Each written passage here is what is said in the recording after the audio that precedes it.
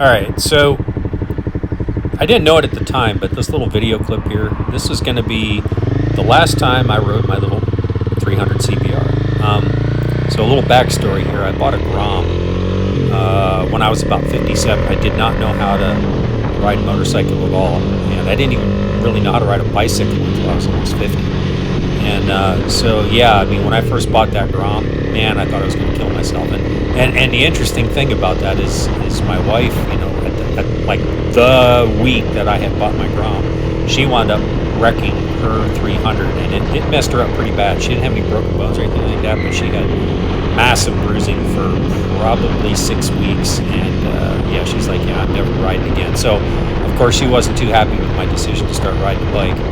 But whatever. I mean, it was, you know, my decision in the end, and I was very careful, and, you know, took the courses and stayed to the back roads and did all the practicing in the parking lots and all that kind of stuff.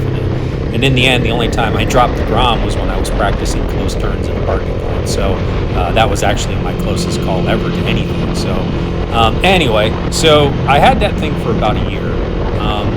And I really didn't do much with it. I took it out all over the place, but I didn't like commute to work with it. I didn't want to take it to the store and leave it outside because I was constantly scared of, you know, somebody's going to steal it or whatever, you know. So yeah, it was a garage bike, but in the end, I just didn't want to take it anywhere that I couldn't actively watch it. So I made the decision to get a full-size bike after a year, and that was this CBR300R, this orange guy.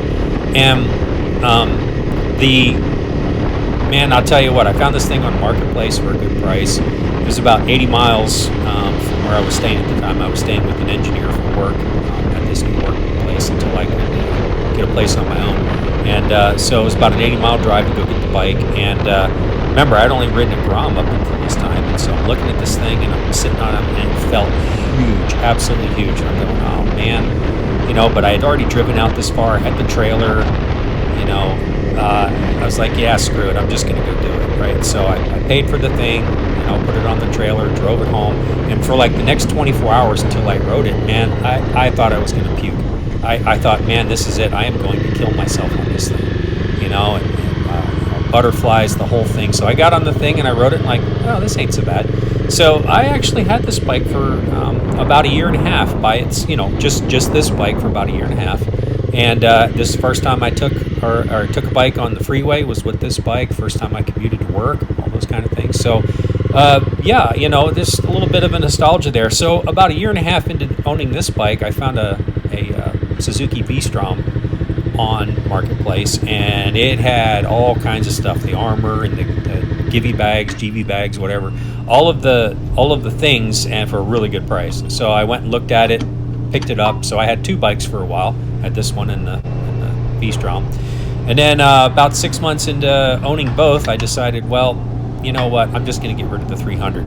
Not that there was anything wrong with it. I still really liked the bike, but in the end, you know, yeah, it'll do 70 on the freeway. Yeah, I can still pass cars. You know, I think I had it to like maybe 85, maybe 90 for a very short period of time. So it was totally capable at legal speeds, but, you know, in the end, you get that itch.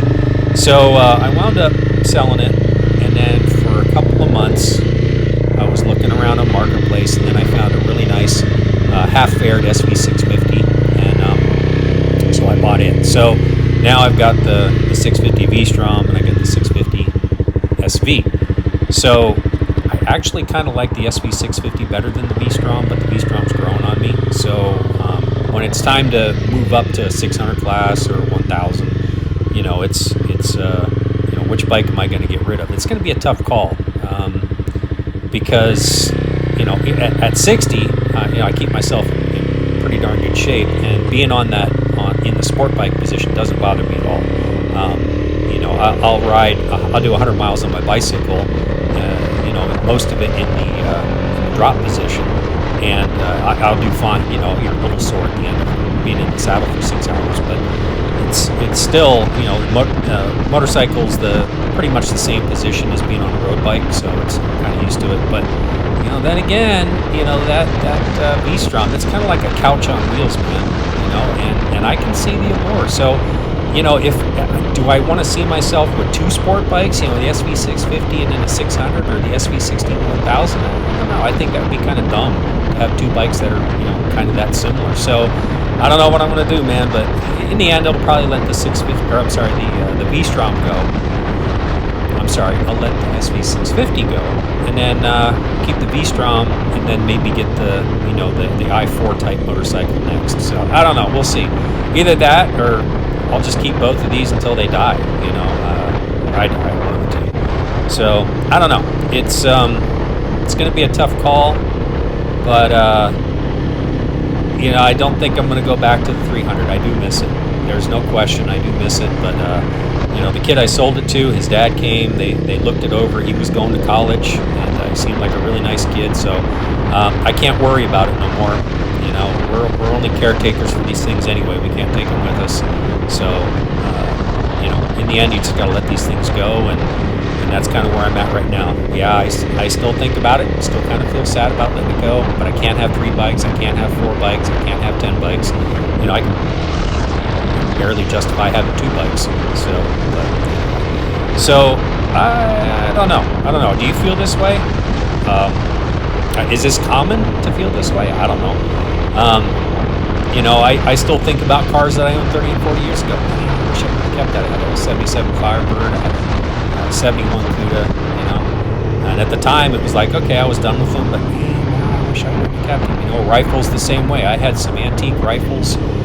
Had some not so antique rifles, and then for this reason or that reason, this justification, I decided to sell them. Now I wish I had them, whatever. In the end, you just got to let these things go, man.